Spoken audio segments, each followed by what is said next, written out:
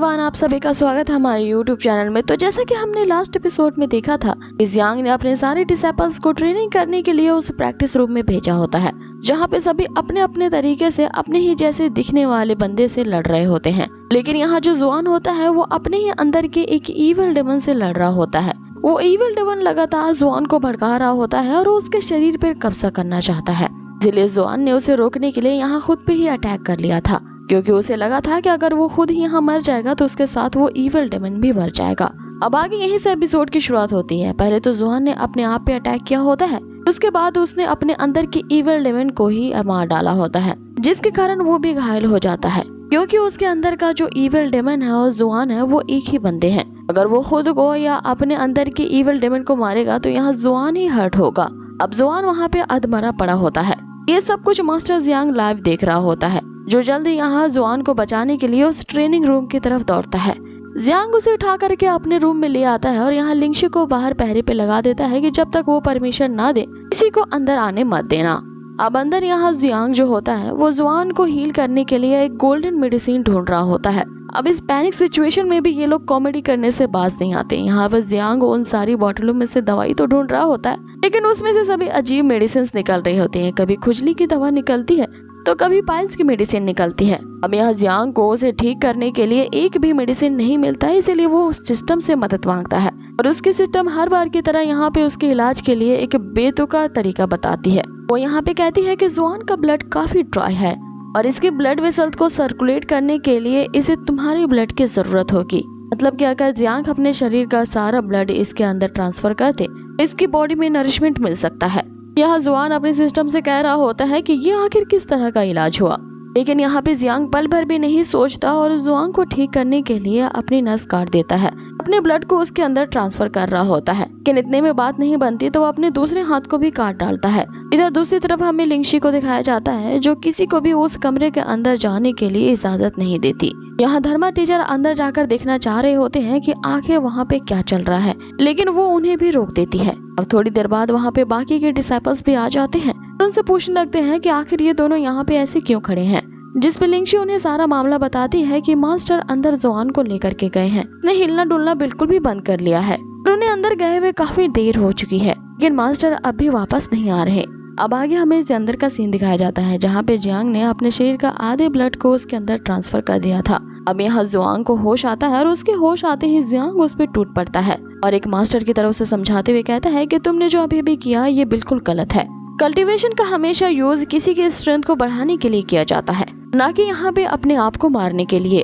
और तुमने ये जो हरकत की है ये बिल्कुल माफी के लायक नहीं है। तुम एक ऐसी डिप्रेस आत्मा बन चुके हो जिसे अपने आप को मारने के अलावा और कोई सोल्यूशन नहीं दिखता। अब इतना बोलते बोलते ही यहाँ जुआन को चक्कर आने लगते हैं। उसके शरीर में ब्लड लॉस काफी हो चुका होता है, इसलिए वो वहीं पे बैठ जाता है, लेकिन अब भी वो जुआन को ही डांट रहा होता है, ये कहते हुए कि तुम्हें ये लाइफ एक बार मिलती है, इसे तुम्हें अच्छी तरह से टेक केयर करना होता है और चाहे तुम्हारे पास्ट में जो कुछ भी हुआ हो, इस पास्ट को अपने फ्यूचर पे हावी नहीं होने देना चाहिए। अब ये सब सुनते हुए जुआन को गिल्टी फील होता है और वो अपने मास्टर से माफी मांगने लगता है। अब आगे जुआन वहाँ से चला जाता है और उधर हम लिंगशी को देखते हैं, जो कि आधा दिन गुजर चुका होता है और अब भी किसी को रूम के अंदर जाने के लिए परमिशन नहीं देती। यहाँ बस एक ही रट लगाई रहती है कि मास्टर ने किसी को भी अंदर जाने से रोकने के लिए मुझे यहाँ पे गार्ड पे रखा है। यहाँ बारी बारी से सभी आकर के उसे इंसिस्ट कर रहे होते हैं कि अब आधा दिन गुजर चुका है, हमें अंदर जाने दो। कि तभी जुआन बाहर निकलता है और लिंगशी उसे जोर से हक करती है। अभी हेतिन यहाँ पे लिंगशी को हटाता है, ये कहते हुए कि अरे जरा आराम से, वो इंजर्ड है। इतना कहते हुए खुद हेतिन उसे एक जोरदार थपकी मारता है, जिससे बेचारे को खून की उल्टी होने लगती है। आगे वे सभी उसे पूछ रहे होते हैं कि तुम कैसे हो और मास्टर अभी तक क्यों नहीं बाहर आए हैं, जिस पे जुआन उन्हें बताता है कि मुझे मास्टर ने ही रिकवर किया है और मास्टर ने ही अपने पावरफुल ब्लड लाइन से मुझे ठीक किया है, लेकिन मुझे ठीक करने में उन्होंने अपनी सारी एनर्जी को एक्सट्रैक्ट कर लिया है। अब ये सुनती ही वहाँ पर हेतिन ऐसे चिल्लाने लगता है कि जैसे मास्टर की मृत्यु हो चुकी है और वो वहाँ जोर जोर से चिल्लाने लगता है कि मास्टर आप हमें छोड़ करके इस तरह से नहीं जा सकते, जिस पे धर्मा टीचर जोरदार उसे एक किक मारते हैं, ये कहते हुए कि मास्टर सिर्फ सो रहे हैं, उनको कुछ नहीं हुआ है। लेकिन मास्टर ने अपने ब्लड लाइन को कुछ ज्यादा ही यूज कर लिया है, इसलिए उन्हें ठीक करने के लिए हमें कुछ करना होगा। अब ये सुनते ही सारे डिसेबल जो होते हैं उनके पास जो अलग अलग ट्रेजर्स होते हैं वो धर्मा टीचर को ऑफर करते हैं कि क्या इससे हमारे मास्टर ठीक हो सकते हैं। यहाँ जो प्रिंस होता है वो अर्थ ड्रैगन रूट निकालता है। इसे देख के धर्मा टीचर कहते हैं कि इसका यूज नहीं कर सकते। वहीं लाइला सेकंड लेवल का एलिक्सर फ्रूट दिखाती है, तो फिर सात्सुकी यहाँ थर्ड लेवल का रेड डॉग एक्लिजर दिखाती है, जिसे देख के धर्मा टीचर सभी को ना बोलते हैं क्योंकि ये जो एक्लिजर्स थे वो मास्टर की ची एनर्जी को रिप्लेस नहीं कर सकते हैं। आगे धर्मा टीचर यहाँ पे सजेस्ट करते हैं कि उनकी बॉडी में फिर से ब्लड लाइन को भरने के लिए सबसे अच्छा एलिक्सर और कुछ नहीं बल्कि चिकन सूप है। अब ये सुनते ही हेतिन जोर से धर्मा टीचर को खींचते हुए अल्केमी रूम की तरफ ले जाता है ताकि वो एलिक्सर्स को बना सके, और इधर वो बाकी डिसेबल्स को ये ऑर्डर देता है कि वो लोग जल्द से जल्द चिकन सूप का इंतजाम करें। आगे हमें अल्केमी रूम में बड़े से हांडे को दिखाया जाता है जहाँ पे लाइला लगातार उसे फैन कर रही होती है, जिसमें धर्मा टीचर उसे कहते हैं कि तुम्हें 1 सेकंड के लिए भी अपने फैन को रोकना नहीं है, उसे लगातार हवा देनी है। थोड़ी देर के लिए भी तुम्हें रुकना नहीं है क्योंकि ये हॉट पॉट और ये ठंडी तेल मिलकर ही एक अच्छी मेडिसिन बनाएगी। इतना कहते ही वो गलती से गर्म हांडे को छू देते हैं, लेकिन अपने दर्द को इग्नोर करते हुए वो हेतिन को ऑर्डर देते हैं कि जल्द से जल्द इसके अंदर सारा इंग्रेडिएंट्स डाल दो। जैसे ही वो सारे इंग्रेडिएंट्स को वहाँ डालता है वहाँ एक जोरदार ब्लास्ट होता है। यहाँ पे सीन कट होता है और अगले सीन में हम देखते हैं तो जो जिनार और प्रिंस होते हैं ये दोनों मिल करके एक चिकन को पकड़ने के लिए आए होते हैं, लेकिन वो चिकन साइज में कुछ ज्यादा ही बड़ा होता है। जिनार उसे पकड़ने के लिए एक पॉइजनस पाउडर उसकी तरफ फेंकती है, जिसके कारण मुर्गे के साथ साथ वहाँ प्रिंस भी बेहोश हो जाता है। अब जिनार उसे ये कहते हुए उठाने की कोशिश करने लगती है कि मैं इस पॉइजन को तुम पे छिड़कना नहीं चाहती थी। सात्सुकी यहाँ पे कहती है कि इस पॉइजनस पाउडर के इस चिकन पे छिड़कने के कारण क्या ये मुर्गा अब खाने लायक है भी या नहीं, जिस पे शेन यहाँ पे कहता है कि हमारे मास्टर काफी लंबे से कल्टीवेट करते आ रहे हैं, तो इनकी इम्यून सिस्टम ने इस तरह के कई पॉइजन्स को अच्छे से हैंडल किया होगा, जिसके कारण इससे कोई फर्क नहीं पड़ता, हमें इसी ही मुर्गे का चिकन सूप बनाना चाहिए।